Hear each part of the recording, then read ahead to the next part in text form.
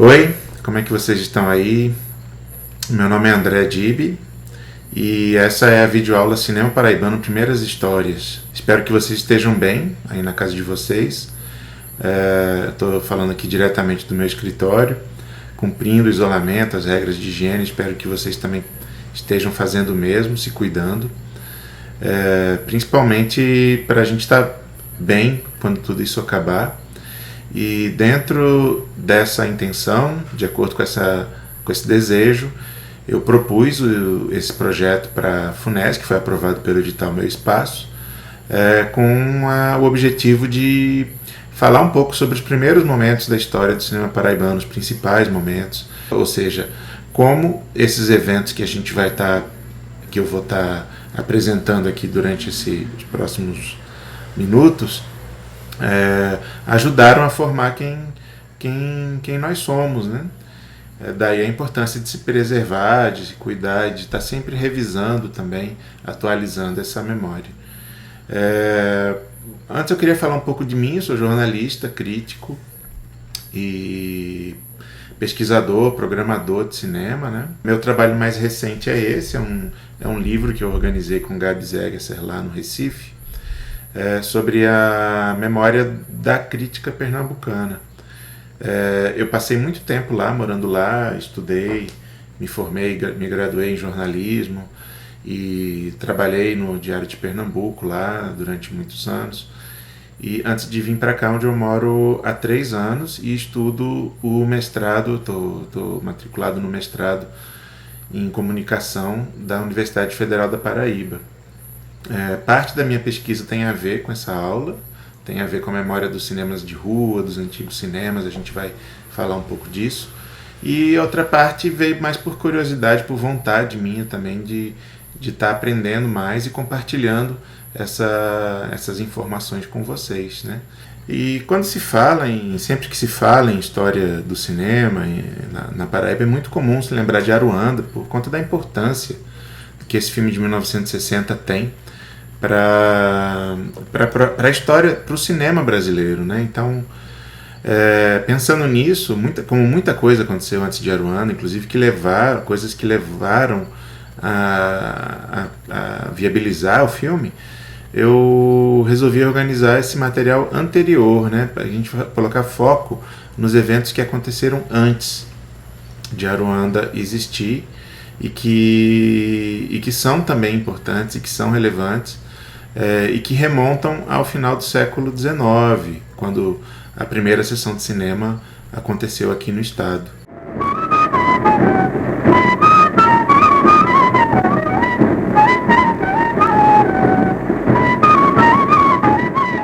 A primeira parte da nossa videoaula está voltada para o início das atividades de cinema na Paraíba, que, como em outras partes do mundo, em todo o mundo, foi iniciado no final do século XIX. Se convencionou que o início do cinema, que o cinema nasceu em 1895, na famosa sessão no Grand Café de Paris pelos irmãos Lumière. A primeira sessão no Brasil aconteceu no Rio, um ano depois, pelo imigrante italiano Pasquale Segreto, que trouxe o cinematógrafo da Europa. E em julho de 96 fez uma sessão na Rua do Ouvidor. Logo depois, as sessões começaram a se multiplicar pelo país e no mês de agosto de 1897, o também italiano fotógrafo Nicola Maria Parenti trouxe o cinematógrafo Lumière na Paraíba. Quando a gente fala cinematógrafo, a gente está querendo dizer projetor, né? O projetor de filme se chamava cinematógrafo, foi inventado com esse nome, e o cinematógrafo, quando foi inventado, ele tinha tanto a capacidade de projetar como de filmar. Então o cinematógrafo chega na Paraíba durante a Festa das Neves, né? O Nicola Maria Parenti trouxe esse cinematógrafo para o mês de agosto, durante a Festa das Neves, que é a padroeira Nossa Senhora das Neves, né, a padroeira dos alpinistas e também da cidade da Paraíba do Norte, a festa mais importante, né, do estado. Então, nenhuma ocasião seria melhor para apresentar ao ar livre, né, como era apresentado os filmes naquele período. Nenhuma ocasião melhor para isso do que a Festa das Neves, né, que é uma feira, comida, atrações diversas, né, e essa primeira sessão de cinema aí acontecendo durante essa ocasião. Várias outras aconteceram depois, durante os anos, e foram adaptados também, salas foram adaptadas, teatros, como o Teatro Santa Rosa começou a passar filmes, e depósitos e diferentes espaços começaram a se adaptar, até que em 1910 foi inaugurada a primeira sala exclusivamente construída para tal, né, para essa finalidade, que é a exibição de filmes. Também como em outros lugares do mundo, né, foi um cine Pathé. Pathé era não só uma empresa francesa que fazia filmes, como também distribuía e exibia. Então era muito comum ter cines Pathé, né, ao redor do mundo. No Rio de Janeiro é possível ainda olhar para o prédio está lá, apesar de hoje ser uma igreja, mas é bacana, porque até a Bombonière ainda está lá, é possível, como vocês podem ver nessa foto. O Pathé, nós não temos uma foto do Pathé aqui de João Pessoa, aqui da Paraíba, mas aqui você pode ver também uma imagem de arquivo de um cine Pathé brasileiro em atividade na época. Isso foi assim, de grande importância na cidade, porque o cinema ele foi adquirindo uma centralidade na época. Não era fácil a gente ter acesso aos filmes como hoje, né? A gente tem aqui em qualquer celular, na TV, em vários dispositivos. Não, antigamente para ir ao cinema era uma coisa realmente especial, e como vocês podem ver aí na inauguração do Cinematógrafo Rio Branco, ele foi chamado o Cine Rio Branco, né? Que futuramente se chamaria Rex, mudaria o nome para Rex nos anos 30, e que também teve uma importância decisiva na cidade para a cultura cinematográfica, para a construção desse imaginário de cinema que João Pessoa vivia ali o seu início, né? Vocês podem ver aí na foto o Cinematógrafo Rio Branco, num momento de, ou não sei se inauguração, talvez, ou de uma estreia importante, ver como as pessoas se vestiam, né? Quer dizer, era um momento especial para a cidade. Além do Rio Branco e do Pathé, outras salas também eram bem disputadas na cidade, né? Como vocês podem ver nos anúncios também que estão sendo mostrados aí, tá aí Cine Pathé, Casa de Distrações era chamado, né? Na Rua Direita, Paraíba do Norte. Além do Pathé existia o Popular, existia o Cine Edison, provavelmente ligado ao nome do inventor do kinetoscópio, Thomas Edison, famoso inventor da lâmpada, do fonógrafo, do gramofone, né? Tinha o Cine Edison também aqui na cidade. O Cine Morse, do qual não restou fotos, não restou registros, a não ser esse cartaz, esse anúncio aí que pode ver na praça, né? Nessa foto também de época. E foi nesse contexto, né? Esse contexto em que os cinemas estavam se multiplicando na cidade e a cultura do cinema começou a crescer, que surge um nome importantíssimo, né, para a história, para a nossa história, né, que é o Valfredo Rodrigues, né? Valfredo Rodrigues também fotógrafo, tinha acabado de chegar do Rio de Janeiro com uma filmadora, né, e rodou em 1919 o primeiro cinejornal, que é também a primeira produção que se tem notícia rodada na Paraíba. Então Valfredo Rodrigues é esse protagonista, né, esse pioneiro e protagonista desse período de 1919 a 1931, quando ele rodou vários filmes, né, a maioria documentários, né. Ele teve uma tentativa de ficção em 1922 que não deu certo, um filme chamado Amor e Perdição, ele não finalizou, não sobrou nada também, a gente não sabe como era esse filme, a não ser por essa foto de produção que restou, que como vocês podem ver aí, a foto da filmagem, um making off, né, da filmagem. E desse período pouca coisa restou, na verdade 2 filmes apenas, e trechos desses filmes, não na integralidade. O primeiro deles é o Carnaval Pernambucano e Paraibano, realizado em 1923. É um registro muito precioso, né? Vocês podem ver aí a parte do Recife, que é o que restou. O segundo e terceiro dia de Carnaval, no centro da cidade, tem imagens do bairro do Recife, da Rua da Aurora, dos carros alegóricos, da arquitetura, né?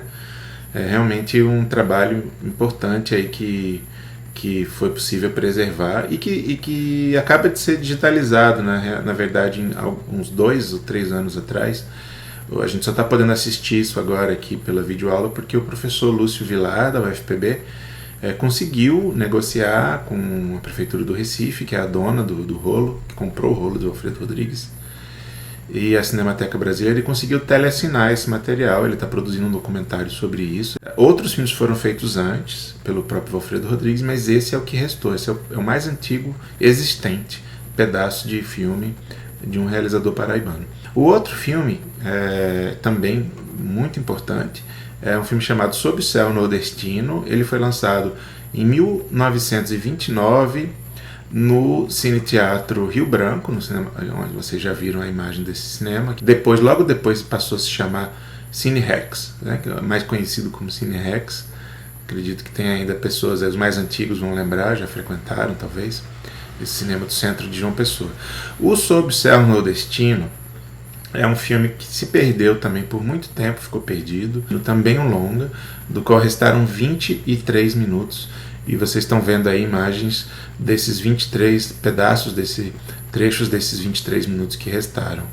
O filme ele tinha 7 partes. Ele, como o título sugere, ele, como vocês podem ver também nesse mapa, né, que ele vai construindo, é um filme cartográfico. Ele passa por várias cidades da Paraíba, apresentando as riquezas, o desenvolvimento dessas cidades. Isso era comum na época. No Recife isso aconteceu com Ugo Falangula, um imigrante italiano que também filmou Veneza Americana. Ele fazia coisas parecidas, mostrando aspectos da cidade.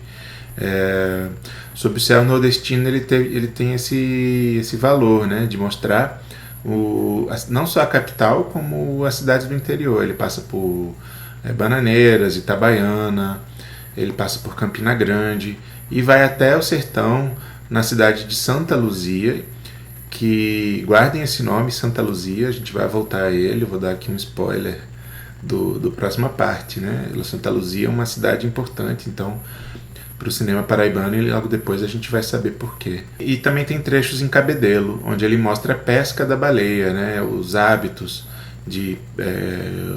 dos pescadores, aspectos do trabalho deles.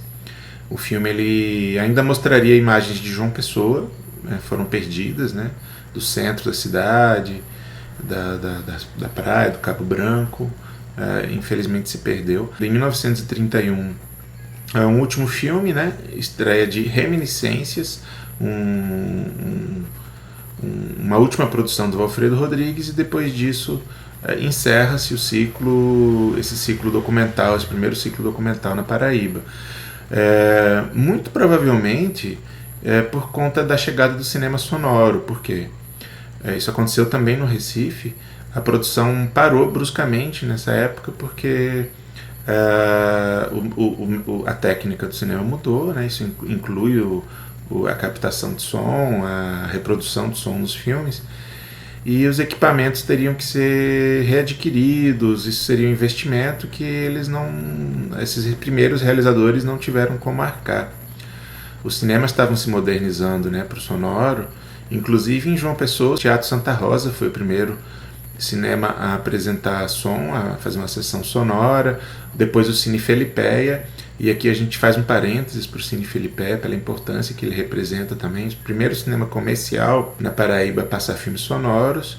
Ele fechou cedo, pouca gente se lembra do Felipéia, mas ele ficava ali perto do Palácio do Governo, próximo às escolas, então ele tinha muito sucesso entre os estudantes. Mas é importante ressaltar que nesse período dos anos 30, as grandes salas começaram a surgir. A principal delas, o Cine Plaza, que mobilizava multidões no ponto de 100 réis, hoje é uma loja de sapatos, ali na Casas Pio, ali no ponto de 100 réis. Foi um grande cinema, como vocês podem ver nas fotos aí, e num lugar importantíssimo da cidade, que mobilizava centenas de pessoas diariamente, nos fins de semana lotava essa praça, o Ponto de 100 Réis, junto com o Cine Rex, então, e o Felipeia. Ainda tinham outros, né, o Cine Astoria também na Rua da República, mobilizando centenas de pessoas saindo e entrando para sessões de cinema. Bom, e assim a gente termina a primeira parte da videoaula, né? Na segunda parte a gente vai olhar um pouco mais para o nascimento da cinefilia, como vocês vão poder ver, e como essa movimentação nos anos 50 fez ressurgir a produção de filmes na Paraíba.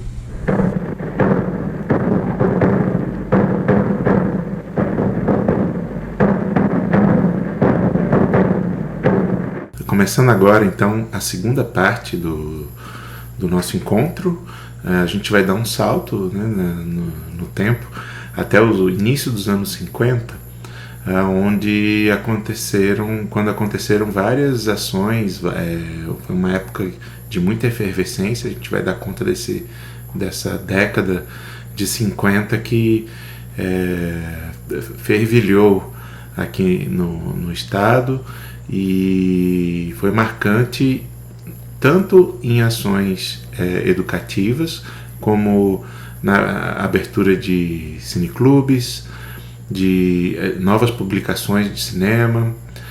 Foi todo um contexto que levou, um bom exemplo também para a gente entender o valor dessas ações das instituições públicas, das escolas de cinema, dos cineclubes, enfim, das publicações, como a formação de um ambiente favorável para que a produção de filmes possa acontecer como aconteceu no início dos anos 60 de uma maneira bem marcante, né, no estado da Paraíba. A primeira dessas ações aconteceu no início dos anos 50, quando o fotógrafo e cinegrafista João Córdula chegou do Rio de Janeiro, aonde estagiou no Instituto Nacional de Cinema Educativo, que então era dirigido pelo cineasta mineiro Humberto Mauro. Ele chega do Rio de Janeiro com ideias em torno das noções de preservação, de formação na área de cinema, e funda aqui na Paraíba o Serviço Educacional de Cinema. Esse projeto ele contou com o apoio dos políticos, né, dos governantes da época, e envolvia também a criação de um acervo, né? Então ele começou a reunir rolos de filmes, publicações sobre cinema, talvez sendo aí o primeiro nome da cinematografia paraibana a pensar a preservação com intenções voltadas para a memória, muito claras, voltadas para não só a educação como para a memória do cinema, né? Isso foi uma primeira ação, né? A gente pode considerar a segunda delas a criação de um cineclube. A primeira tentativa de fundar um cineclube na Paraíba, que se tem registro, aconteceu no ano de 1952, com uma intenção muito pontual, que era trazer o cineasta Alberto Cavalcanti, que estava no Recife rodando o filme O Canto do Mar, para que fizesse uma palestra aqui na cidade. E isso não aconteceu, o cineclube não vingou. Isso foi uma iniciativa, na verdade, de um jovem radialista chamado Lindoarte Noronha. Guarde bem esse nome, porque a gente vai ouvir mais à frente aí algumas vezes.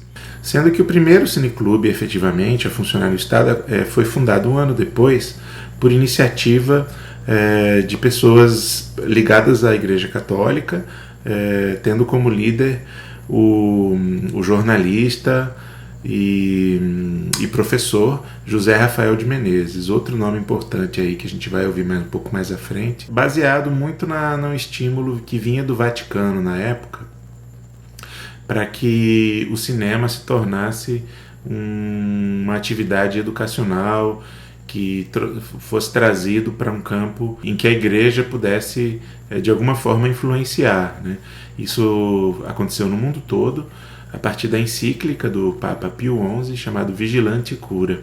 Inclusive existia um cineclube aqui em João Pessoa chamado Vigilante Cura, lá no Liceu Paraibano. Uma das atividades, logo no início do Cineclube João Pessoa, foi a organizar um seminário de cinema, e para o qual foram convidados os colegas do Recife, né, do movimento cineclubista de lá, representados pelo José de Souza Alencar, o crítico de cinema Alex, que era mais conhecido como Alex, ou Ralph na época, né, nos anos 50 ele assumiu essa alcunha de Ralph, e o Jomar Muniz de Brito, guardem bem esse nome também, que Jomar voltará para Paraíba algumas vezes. Bom, e dessa forma, né, com a presença de Jomar Muniz de Brito e o José de Souza Alencar, é retomada essa relação cinematográfica e muito produtiva, né, entre Paraíba e Pernambuco, algo que iniciou já nos anos 20 com Valfredo indo filmar o Carnaval, exibindo os filmes de Pernambuco também sendo exibidos aqui em João Pessoa. E em 1955, um novo marco, né? A primeira associação de críticos que tem notícia no Brasil foi criada aqui na Paraíba por um grupo de jovens frequentadores do Cineclube de João Pessoa que já escreviam na imprensa e resolveram se organizar, inclusive para poder promover os próprios eventos e também como contraponto ao viés católico, ao viés cristão que o Cineclube de João Pessoa imprimia nas suas ações. Esse grupo era formado por Iris Leal que se envolveu com realização, mas que seguiu carreira majoritariamente na crítica de cinema, o Vladimir Carvalho, que seguiu como realizador e professor de cinema, e o Linduarte Noronha, que veio a se tornar o nome mais importante da realização cinematográfica nos anos 60. Em 1956 foi lançada a primeira revista de cinema que se tem notícia na Paraíba, que é a revista Filmagem. Ela veio como uma decorrência das ações do Cineclube de João Pessoa e tinha como editor João Ramiro de Melo. João Ramiro de Melo veio se tornar um importante montador nos anos 60, também diretor de filmes. Mas a revista Filmagem só teve uma edição, ela não passou, ela não teve vida longa, mas é um marco, né? É muito inspirado também na revista de cinema lá de Minas Gerais, que na época tinha uma grande influência nos outros estados do Brasil. Enquanto isso, José Rafael de Menezes estava preparando o seu livro, né? Um projeto ousado chamado Caminhos do Cinema. Foi publicado em 1958 pela editora Agir. E ele é o primeiro livro publicado na Paraíba sobre cinema, mas no Brasil já havia outros. Agora, o que ele traz de novo, o que ele traz de importante, né? Um esforço inédito aí de dar conta de várias esferas do cinema, né? Ele trata da história do cinema, ele olha para as cinematografias mundiais, para a cinematografia brasileira, e ele chama a atenção para algo que alinhado com a igreja, né, alinhado com a igreja católica, que é o cinema enquanto educação, o cinema enquanto ramo da ciência, do conhecimento, através de uma palavra que estava muito em voga na época, a filmologia. A filmologia seria a ciência do cinema, o cinema enquanto saber científico. E isso foi muito trabalhado nos cursos que José Rafael dava e também nesse livro pioneiro que é o Caminhos do Cinema. Aliás, um livro dedicado a Jomar Muniz de Brito, né, é mais uma prova aí da influência e da reciprocidade entre os dois estados, Pernambuco e Paraíba. Oh, mana, deixa eu ir. Oh, mana, eu vou só. E foi nesse contexto de intensa atividade cinéfila, cinematográfica, que Linduarte Noronha leva o roteiro de Aruanda para o Rio de Janeiro, atrás de apoio, e ele consegue equipamento no INSE, né, no Instituto Nacional de Cinema Educativo, Humberto Mauro, e também no Instituto Joaquim Nabuco, no então Instituto, atual Fundação Joaquim Nabuco, no Recife, que mobiliza não só recurso financeiro, como também o fotógrafo Rúker Vieira, com quem ele ainda faria mais uma parceria em O Cajueiro Nordestino em 1962. Em João Pessoa ele consegue negativos, né, com Odilon Coutinho, o empresário Odilon Coutinho, e também apoio logístico com o governo do estado. Mas o que é Aruanda, né? Aruanda é um documentário de pouco mais de 20 minutos, conforme ele foi apresentado ao público, um estudo etnográfico de uma clã perdida no sertão, que dramatiza a fundação do Quilombo do Talhado, né, no Seridó, no sertão do Seridó paraibano, a partir da chegada de Zé Bento e sua família, e observando o dia a dia dessa família, dessas pessoas que se agregaram e formaram o Quilombo. A partir da agricultura, né, o plantio do algodão, tem a cerâmica, né, as mulheres preparando objetos de cerâmica, e a relação desse local com a cidade, no caso Santa Luzia, em que os produtos são comercializados. À procura da terra onde pudesse viver. Fugia da servidão, da antiga escravatura.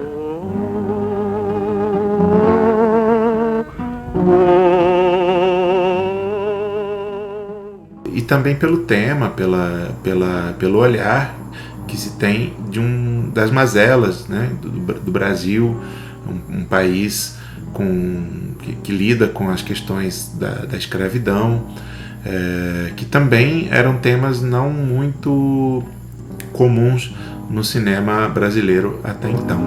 Deixa eu ir, oh mana, eu vou só. O sucesso de Aruanda levou Arlindo Duarte e Rúker Vieira a fazer um outro projeto, um segundo filme, chamado O Cajueiro Nordestino. Foi realizado em 1962 e é um pouco diferente, ele quebra a expectativa estabelecida com Aruanda, porque ele elimina a figura do narrador, né, em que as imagens têm uma poética própria, né? Existe aí uma tentativa diferente de construir um documentário. Não teve tanto sucesso como Aruanda. Rúker Vieira seguiu carreira solo, ele foi fazer um filme lá em Pernambuco chamado A Cabra na Região Semiárida, e Arlindo Duarte continuou com os projetos dele também, que culminam na realização do primeiro longa de ficção na Paraíba, O Salário da Morte, realizado em 1972. E antes de terminar, é importante assinalar aí